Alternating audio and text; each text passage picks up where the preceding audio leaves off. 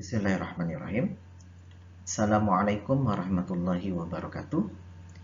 Bagaimana kabar adik-adik hebat dimanapun berada? Berjumpa kembali dengan channel Guru Maman. Ya, kali ini kita akan mempelajari materi lanjutan adik-adik ya, yaitu materi edisi yang ketiga ya, tentang struktur dan fungsi reproduksi pada wanita. Nah, materi ini, kita sudah pelajari ya, pertama tentang pembelahan sel, yang kedua tentang struktur dan fungsi organ reproduksi pada laki-laki. Ini juga sudah, silahkan adik-adik bisa melihat video edisi pertama ya, dan video edisi kedua. Dan yang ketiga ini kita akan belajar tentang ini adik-adik ya, itu tentang struktur dan fungsi organ reproduksi pada wanita. Ini merupakan bagian dari submateri sistem reproduksi pada manusia ya, materi IPA kelas 9 pada semester 1 ya. Nanti juga kita ada video tentang yang keempat ya, siklus menstruasi, fertilisasi dan kehamilan, dan yang terakhir tentang kesehatan reproduksi.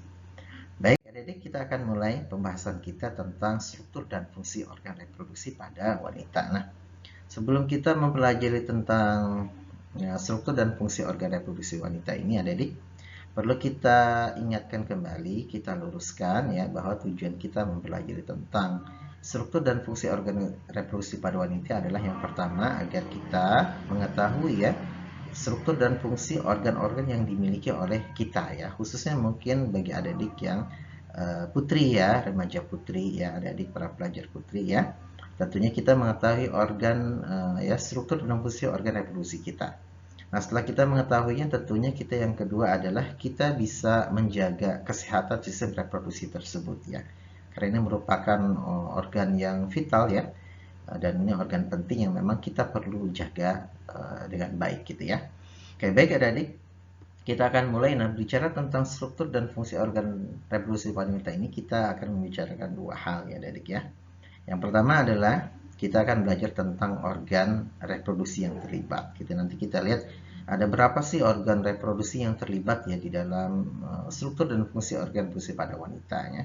Nah, yang kedua adalah setelah mengetahui organnya, kita akan membicarakan tentang oogenesis ya, yaitu proses pembentukan ovum atau sel telur. Nah, kalau pada laki-laki itu spermatogenesis ya adik-adik ya. Nah, pada wanita ini adalah yang dibentuk ovum atau sel telur ya, maka dikatakan prosesnya adalah oogenesis. Oke, baik adik-adik, kita akan lanjut yang pertama tentang organ reproduksi pada wanita. Nah, berbicara tentang organ reproduksi pada wanita, ini seperti halnya pada laki-laki adik-adik ya. Kita akan bisa melihat ada organ bagian luar yang artinya di sini tampak dari luar gitu ya. Dan ada organ bagian dalam yang memang tidak tampak dari luar gitu ya. Nah, pembagian ini menjadi dua gitu ya adik-adik ya. Nah, yang pertama kita akan bicara organ yang tampak dari luar ya. Nah, ini mungkin kakak bagi menjadi dua hal saja ya. Walaupun mungkin ada beda pendapat, ada yang mengatakan ini menurut kakak di sini ya. Jadi kita akan bagi dua. Yang pertama ada labium dan vulva di sini ya. Ini termasuk organ bagian luar. Dan yang kedua adalah tentang klitoris. Nah, ini juga termasuk organ penting juga ya di dalam wanita ya. Nah, terkait dengan labium dan vulva ini adik-adik. Nah, di sini untuk labium ini, jadi tampak luar ini terdapat dua labium ya. Ada labium mayora dan ada labium minora. Mayora ini yang besar ya, yang paling luar. Dan di bagian yang keduanya ada juga labium minora gitu ya. Nah, adapun mengenai pulpa, ini adalah pulpa ini bagian luar dari vagina sebenarnya. Nanti kita akan bicara vagina. Vagina ini adalah merupakan liang peranakan. Nah, bagian paling luarnya itu ada namanya bagian vulva yang tampak dari luar ya. Nah, labium dan vulva ini tentunya karena memang ada bagian di bagian luar, adik-adik ya. Ini jelas fungsinya adalah untuk melindungi organ bagian dalamnya tentunya ya. Jadi fungsinya untuk melindungi ya. Walaupun ada fungsi-fungsi yang lain, tapi yang terpenting adalah memang melindungi bagian organ dalamnya.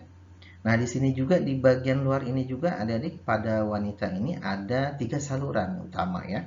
Kalau pada laki-laki itu beda ya, laki-laki itu ada 2. Dia ada saluran uretra, itu berfungsi saluran bersama untuk saluran urin dan sperma gitu ya. Dan satu lagi anus. Nah, pada wanita ini kita ada 3 beda ya. Yang pertama ada uretra, yang jelas ini adalah untuk pembuangan urin ya, dari kantung kemih ya, penampungan urin. Dibuang melalui uretra. Nah, Di wanita ini ada saluran khusus adik-adik namanya vagina ya. Nah, vagina ini dikenal dengan liang peranakan. Jadi memang khusus untuk saluran reproduksi itu ada pada wanita khusus ada vagina dan ini tidak menyatu dengan uretra ya. Ini disebut dengan liang peranakan. Nah, bagian yang luarnya yang tampak disebut dengan vulva ya. Dan yang terakhir adalah anus. Anus ini untuk keluarnya feses gitu ya. Nah, satu lagi ada namanya klitoris. Ini juga bagian penting. Nah, klitoris ini bentuknya apa sih? Ini sebenarnya tonjolan dagingnya. Daging yang kecil gitu ya. Ada tonjolan. Nah, ini biasanya bagian sensitif dari organ reproduksi pada wanita. Ini biasanya kalau bagian ini tersentuh itu biasanya bisa merangsang ya, syahwat biasanya pada wanita gitu ya adik-adik ya. Nah, di dalam Islam adik-adik, di dalam agama Islam ya, yang kebetulan juga kakak anut saat ini, memang pada wanita itu disyariatkan juga disunat ya. Jadi selain pada laki-laki memang disyariatkan untuk disunat, nah pada wanita juga di dalam hadis dalam agama kita ya, di agama Islam itu disyariatkan untuk disunat. Nah, disunat pada wanita itu apa? Yaitu adalah bagian klitorisnya itu dipotong sebagian kecil adik-adik ya. Dan memang secara apa ya, secara biologis sebenarnya syahwat wanita itu dibandingkan laki-laki dia lebih besar. Ya, makanya untuk mungkin hikmahnya mengurangi syahwat dari wanita tersebut gitu ya agar memang bisa terkendali gitu ya. Ini juga bagian klitoris itu ada sebagian kecil dipotong untuk mengurangi syahwat dan ini juga dalam rangka untuk mungkin menjaga wanita gitu ya karena wanita ini kan memang menjadi apa ya menjadi apa sih namanya godaan bagi laki-laki tentunya ya. Nah ini ada bagian dua adik-adiknya jadi labium dan vulva dan klitoris ya. Nah selanjutnya yang bagian penting kita akan lihat di bagian organ dalam ya adik-adik ya. Nah kita lihat organ bagian dalam itu di sini tampaknya kita lihat. Nah ini organ bagian dalam dari alat reproduksi pada wanita atau organ reproduksi pada wanita.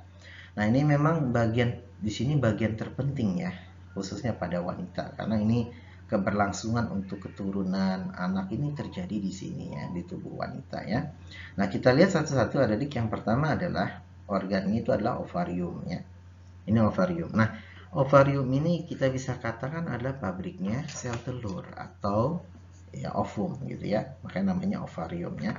Nah, di sini menghasilkan sel telur, ovum. Jadi fungsi utamanya dia adalah pabrik sel telur ya. Di sini ada proses pembentukan sel telur ya, mulai dari istilahnya ada folikel gitu ya, yang lama-lama akan berubah membentuk menjadi sel telur yang sempurna. Dan di sini juga terjadi proses yang namanya oogenesis ya, yang kita akan bahas yaitu proses pembentukan sebuah sel telur atau ovum ya. Nah, selain juga dia untuk menghasilkan sel telur, juga bagian di apa namanya ovarium juga ini juga memproduksi hormon estrogen dan progesteron ya.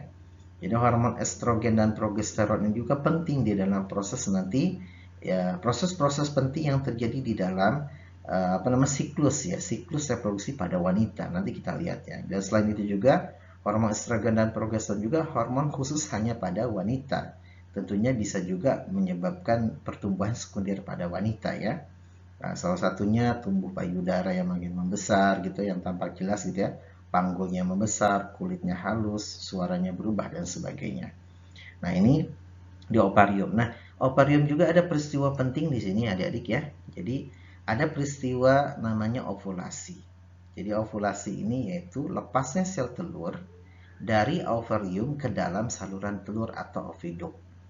Jadi di sini di ovarium ini ketika sel telur ini sudah matang adik-adik gitu ya, itu akan dilepaskan ke saluran telur. Ini saluran telur di sini ya. Nah, ketika peristiwa lepasnya sel telur ke dalam saluran telur atau ovidak atau tuba Fallopi namanya, nah itu peristiwa disebut dengan ovulasi dan ini merupakan peristiwa pentingnya di dalam rangkaian proses ya reproduksi pada wanita ya. Nah, ini yang pertama. Ini termasuk organ yang vital ya di dalam struktur dan fungsi organ reproduksi pada wanita. Nah, selanjutnya yang kedua adalah ovidak atau tuba Fallopi ya. Nah, di sini ovidak ini apa? Tuba Fallopi ini sama ya, artinya dikatakan tuba Fallopi juga, nama lainnya adalah oviduk ya. Jadi jangan juga nanti tertukar ya, ini sama ya. Nah, saluran telur, jadi ovidak ini sebagai saluran telur menuju uterus ya. Jadi dia adalah merupakan saluran telur dari penghubung ovarium itu menuju uterus. Nah, uterus yang ini ada di tengah.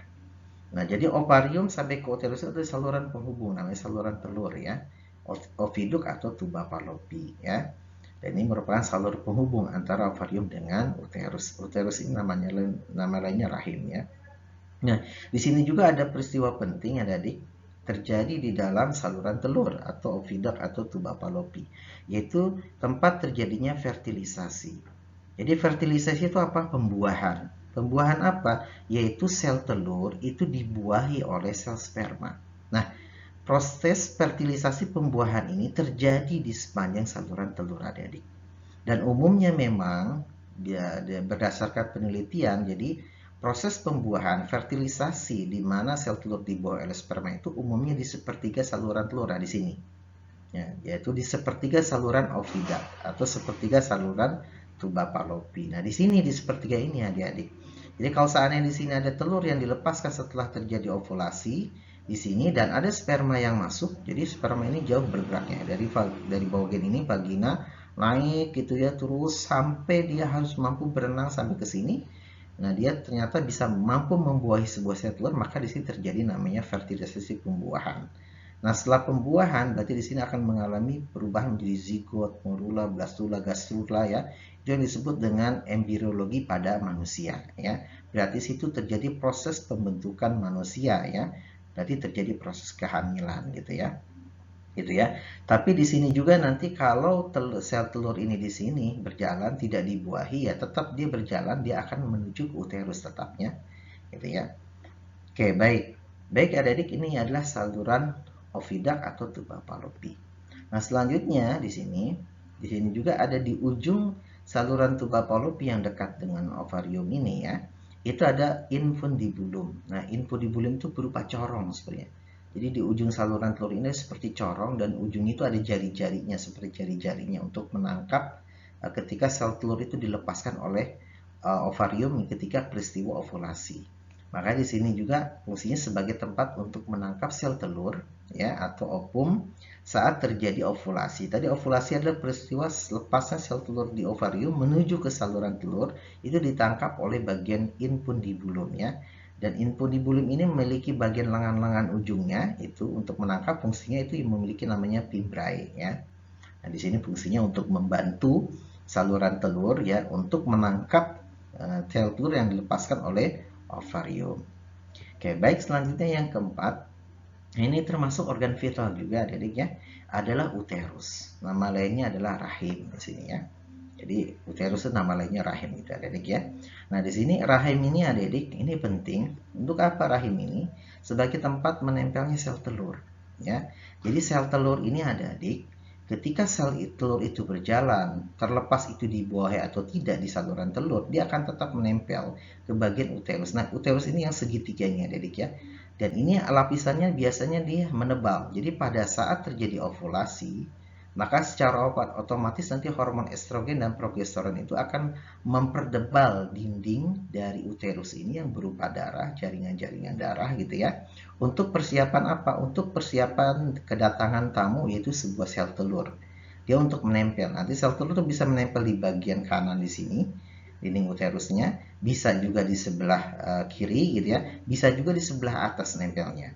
Nah, biasanya karena di sini ada dua ovarium, biasanya bergantian. Kalau bulan ini sel telur dilepaskan di bagian ovarium kanan, maka bulan selanjutnya di bagian ovarium kiri. Nah, kalau ovarium kanan berarti nempelnya biasanya sebelah sini. Kalau dari posisi kiri, maka nempelnya sebelah sini. Bisa juga di atas. Jadi memang di sini dinding uterus ini nanti ada menebal adik-adik yang disebut dengan endometrium. Untuk persiapan apa? Persiapan kedatangan tamu yaitu sel telur. Baik nanti terlepas atau dibuahi atau tidak. Nah, kalau sel telur itu di saluran sepanjang saluran telur tidak dibuahi sperma, dia akan tetap menempel di sini, tapi dia akan mengalami degradasi. Artinya dia tidak akan tumbuh, akan mati, gitu ya. Nah, karena mati, maka dinding dari si uterus yang menebal ini untuk persiapan pertumbuhan selanjutnya janin itu harus diluruhkan. Maka dia terdiri dari darah-darah yang harus dikeluarkan. Nah, itu biasa pada wanita disebut dengan menstruasi. Nanti kita akan bahas menstruasi di situ ya. Nah, di sini biasa hormonnya banyak hormon yang terlibat yang menyebabkan saat menstruasi itu kadang lamanya bisa 5 hari, 7 hari, bahkan 10 hari. Nah, biasa di sini kondisi wanita ini mengalami sakit ketika menstruasi, panggulnya gitu ya. Kadang psikisnya juga karena dia terganggu gitu ya pada saat menstruasi. Wajar wanita kadang ketika menstruasi itu kadang-kadang tiba-tiba marah gitu ya. Ya, makanya kita harus memaklumi juga ketika wanita itu menstruasi, bahkan dia sensitif gitu ya, mudah marah, tiba-tiba kok saya dimarahi. Mungkin kita memakluminya pada saat terjadi menstruasi. Nah, kalau seandainya ini terjadi pembuahan di sini di saluran tuba falopinya, maka eh, bagian telur yang dibuahi ini berupa zigot itu akan nempel di dinding sini. Nah, berarti ketika nempel maka tidak akan terjadi menstruasi adik-adik selama kandungan 9 bulan gitu ya. Jadi makanya wanita itu kalau seandainya dia misalnya menstruasinya terlambat gitu ya, biasanya itu dia curiga, oh jangan-jangan saya hamil gitu ya. Kalau terlambat biasanya, oh ini kok biasa nggak terlambat, kalau memang sudah berkeluarga itu biasanya hamil. Biasa di tes pack, oh iya positif, berarti dia tidak terjadi menstruasi, maka tanda kehamilan gitu ya. Oke, baik. Dan selain itu juga tempat menempel telur tadi ya, tempat berkembangnya janin. Ya jelas. Jadi janin itu berkembang di sini adik-adik ya. Jadi nanti berkembang di sini, tumbuh gitu ya. Bahkan nanti pada usia kandungan 9 bulan itu nanti bagian kepalanya di sini ya, badannya di sini gitu ya. Dia berkembang ya. Sampai kurang lebih 9 bulan, mungkin 9 bulan 10 hari itu siap-siap untuk memang proses kelahiran gitu ya. Nah, baik, selanjutnya ada organ yang kelima juga ini penting, yaitu serviks. Nah, serviks ini adalah saluran yang menghubungkan ya, saluran yang menghubungkan antara uterus dengan vagina. Nah, bagian ini tadi uterus ya. Terus di sini uterus dengan vagina, di bawah ini vagina. Nah, antara uterus dengan vagina ini disambungkan oleh saluran namanya serviks ya. Dan di sini tempat keluarnya bayi. Jadi bayi juga nanti keluar melalui sini ada. Biasanya posisi kepala yang turun ke sini ya. Sampai posisi kepala di sini dia sudah tidak bisa bergerak, bisa untuk siap untuk dilahirkan. Nah, ini adalah serviks adik-adik. Dan pada wanita memang sering terjadi terakhir-terakhir ini adalah penyakit kanker serviks ya. Di sini terjadi kanker ini. Makanya ini hati-hati pada wanita ya. Bisa keluhannya ada di serviks. Kalau laki-laki itu biasa keluhan di kelenjar prostat, kalau wanita di serviks ini ya. Nah, terakhir di sini adalah organ yang terakhir adalah vagina ya.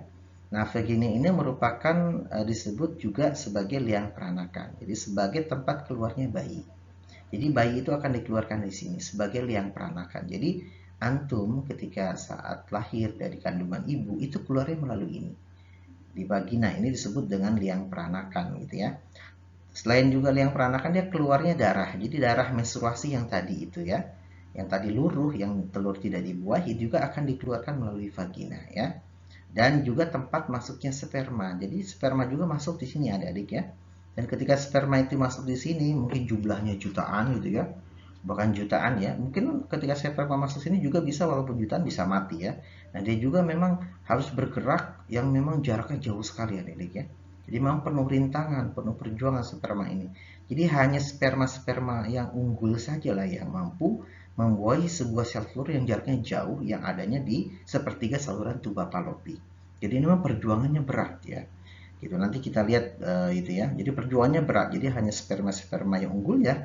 Ya seperti kita yang jadi ini adalah merupakan sperma-sperma unggul dari jutaan sperma yang ada gitu ya. Oke, nah satu tambahan adik-adik di sini hal penting juga itu di vagina ini ada juga selaput darah. Nah ini penting ya.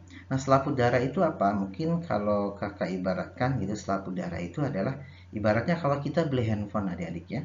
Beli handphone itu kan dikatakan handphone itu baru atau bekas gitu ya. Biasanya itu kalau dikatakan handphone baru itu ada segelnya, belum dibuka segelnya masih utuh gitu ya. Tapi kalau sudah dibuka walaupun belum lama itu dimasuk kategori dia barang bekas misalnya begitu ya. Artinya sudah dipakai. Nah, pada wanita ini disinilah punya kehormatan adik-adik ya, khususnya para remaja putri gitu ya. Para pelajar adik putri ini harus betul-betul dijaga. Jadi dikatakan ada orang mengatakan oh dia sudah tidak perawan atau perawan itu di sini adik-adik. Nah, kalau ada wanita atau perempuan dikatakan dia sudah tidak perawan, maksudnya apa? Selaput darahnya itu udah sobek gitu ya. selaput darahnya sudah sobek, itu bisa dikatakan dia tidak perawan. Artinya dia pernah melakukan hubungan badan, walaupun tidak hamil, tapi ini sudah sobek, dikatakan tidak perawan. Nah, ini merupakan harga diri seorang wanita di sini. Mohon dijaga dengan sebaik mungkin ya. Walaupun memang selaput darah ini mungkin bisa karena dua faktor, bisa faktor karena kecelakaan gitu ya, kecelakaan hal-hal yang menyebabkan itu sobek ya, atau memang karena faktor tadi ya, faktor karena memang tadi pernah berhubungan badan sehingga menyebabkan dia selaput darah sobek dan bisa dikatakan dia tidak perawan gitu ya, artinya sudah menjadi pernah dipakai gitu ya, dan ini penting untuk memang kita jaga gitu ya adik ya. Oke, baik. Nah, ini ada 6 organ penting ya di dalam organ reproduksi pada wanita yang bagian dalam. Oke, baik, kita lanjutkan sedikit lagi. Yang kedua adalah di oogenesis adik-adik ya. Nah, yang kedua adalah oogenesis di sini ya. Nah, oogenesis ini memang nanti kita melibatkan peristiwa pembelahan sel di sini ya. Nah, pada spermatogenesis kita sudah pernah belajar ya. Nah, di sini ada perbedaan antara oogenesis dengan spermatogenesis. Kita lihat di sini. Untuk pertama, oogonium. Oogonium ini adalah induknya sel telur ya. Dan ini diploid ya, adik 2N. Nah, oogonium ini akan mengalami pembelahan menjadi oosit primer, yaitu 2N. Nah, kita tahu kalau dia pembelahan sel yang menghasilkan jumlah kromosom yang sama-sama diploid, berarti ini pembelahannya adalah mitosis. Jadi, oogonium membentuk oosit primer itu membentuk pembelahannya adalah jenisnya mitosis. Nah, oosit primer ini adik, ketika proses pembentukan oosit primer pada wanita ini terjadi pada saat anak-anak ya, bayi anak-anak sebelum puber itu dia dibentuk. Dan memang ini oosit primer ini berdasarkan mungkin penelitian juga itu diproduksi kurang lebih sekitar 2 juta gitu ya. Dan memang kalau oosit primer ini sudah habis dipakai, maka wanita akan mengalami fase namanya menopause gitu ya. Oke, baik. Nah, oosit primer ini adik, itu akan melakukan pembelahan menjadi oosit sekunder yang haploid. Nah, karena di sini 2N, maka turun kromosom setengah, berarti ini pembelahannya adalah pastinya meiosis ya, karena dia kromosomnya setengah, kromosom sel anak kan setengah dari kromosom induknya. Ini meiosis 1 di sini ya. Di sini terjadi proses namanya promat 1 ya, profase 1, metafase 1, anafase 1 dan telofase 1. Nah, yang unik di sini ada adik. Nah, oosit primer ini membentuk dua sel anak. Kan yang satu oosit sekunder yang aktif dan satu lagi badan polar yang ukurannya lebih kecil. Dan ini badan polar nanti tidak berfungsi, mengalami degradasi, hancur gitu ya. Nah, dari oosit sekunder ini yang haploid, maka akan mengalami pembelahan meiosis 2, akan membentuk namanya ootit di sini ya. Ootit. Ya, di sini juga menarik adik. Nah, badan polar ini juga mengalami meiosis 2, membentukkan dua badan polar yang sama. Nah, ketika membentuk oosit menjadi ootit juga dia akan menghasilkan satu badan polar. Jadi, proses oogenesis ini hanya menghasilkan satu telur yang aktif, yaitu ootit. Nah, ootit ini nanti berkembang membentuk menjadi ovum ya, yang sempurna ya, yaitu sel telur yang sempurna ini nanti berkembang menjadi sebuah sel telur ya, adik ya. Maka di sini dihasilkan satu sel telur yang fungsional dan 3 badan kutub yang mengalami degradasi ya, dan dia tidak berfungsi ya. Dan ini terjadi memang ini meiosis 2 ya, dan di sini dibentuk pada saat pubertas sampai dengan fase menopause. Jadi ketika nanti oosit primer ini sudah habis, pada wanita itu ada fase menopause adik ya, di mana di situ sudah tidak bisa dibentuk lagi ootit ya atau sel telur. Berarti di situ wanita tidak akan punya keturunan ya. Nah, tentunya menopause ini juga ada hikmah adik-adik ya. Kalau kita lihat apa sih hikmah wanita itu ada menopause gitu ya. Nah, kalau kakak perhatikan di sini, kakak amati gitu ya. Ini salah satu bentuk keadilan Sang Pencipta ya, dari Allah Subhanahu wa taala ya. Kenapa wanita itu ada fase menopause adik-adik? Wanita ini, ibu kita gitu ya, di saat mudanya saja ketika dia harus menstruasi yang begitu berat, ditambah lagi dia harus hamil gitu ya 9 bulan, yang memang merupakan hari-hari yang berat bagi dia gitu ya, yang pada saat muda saja itu ditambah pada saat kelahiran itu adalah antara hidup dan mati. Jadi memang berat sekali ya tugas seorang ibu itu ya. Nah, karena begitu beratnya pada saat muda aja begitu payah ya, dan berat, bagaimana kalau seandainya di usia senjanya yang tuanya itu dibebani lagi, dia bisa menghasilkan telur lagi, tentunya ini akan menjadi berat ya. Di sini hikmah mungkin wanita di saat usia tertentu diistirahatkan. Cukup tugasnya itu sudah begitu berat. Makanya di sini adik, kalau kita mengingat jasa ibu kita gitu ya, ini begitu besar. Makanya kita sepatutnya untuk berbakti kepada kedua orang tua kita. Jadi dalam Islam itu bakti kepada kedua orang tua itu urutan ketiga setelah urutan kita menjalankan perintah Allah dan Rasulnya. Itu juga kita diperintahkan tuh berbaik kepada kedua orang tua kita. Dijelaskan lagi karena orang tua itu ada ibu dan bapak. Dalam sebuah hadis Rasulullah mengatakan bahwa berbuat baik itu kepada disebutkan 3 kali ibu, ibu, ibu, baru ayahnya. Berarti begitu penting peranan ibu ya. Jadi tidak salah ya bahwa memang surga itu bisa berada di telapak kaki ibu karena begitu besar jasanya terhadap kita gitu ya. Nah, ini hikmah mungkin kenapa wanita juga ada fase menopause untuk istirahat ya, karena memang begitu berat tugasnya ya. Oke, baik adik-adik bisa kita simpulkan di sini berarti ya, oogenesis ini ya ini berlangsung di dalam sebuah ovarium tadi ya. Terus selanjutnya dihasilkan satu sel telur ovum yang fungsional dan 3 badan polar tidak berfungsi. Ini beda dengan laki-laki yang menghasilkan satu proses spermatogenesis menghasilkan 4 sperma yang aktif dan fungsional ya. Nah, terus dimulai saat wanita mulai pubertas, organ reproduksinya sudah berfungsi. Terus berhenti pada saat menopause tidak memproduksi sel telur ya. Jadi ini memang ada fase menopause tadi yang sudah kita jelaskan ya. Dan terakhir ini adik-adik adalah merupakan sel telur atau ovum yang sempurna tadi ya, dari ootit berkembang menjadi sel telur. Di sini dia punya lapisan adik-adik, lapisan pelindung namanya corona radiata ya. Corona ini pelindungnya. Jadi istilah corona ini ada juga di virus, kita ada virus corona, ini juga pelindung luar ya bentuknya, melingkar. Dan ini ada bagian-bagian, tentunya sperma harus mampu menembus lapisan corona ini. Jadi makanya hanya sperma-sperma yang unggul saja yang bisa membuahi sebuah sel telur ini gitu ya. Oke, baik itu adik-adik untuk materi kita kali ini ya. Jadi demikian materi kita untuk tadi ini ya, ini kita yang tentang struktur dan fungsi organ reproduksi pada wanita ya. Insya Allah kita akan bertemu kembali di edisi selanjutnya adik-adik tentang siklus menstruasi, fertilisasi dan kehamilan. Baik adik-adik, cukup sampai di sini ya materi kita. Apabila materi ini bermanfaat, ya silahkan adik-adik untuk like ya, komen, share dan subscribe ya. Demikian, wassalamualaikum warahmatullahi wabarakatuh.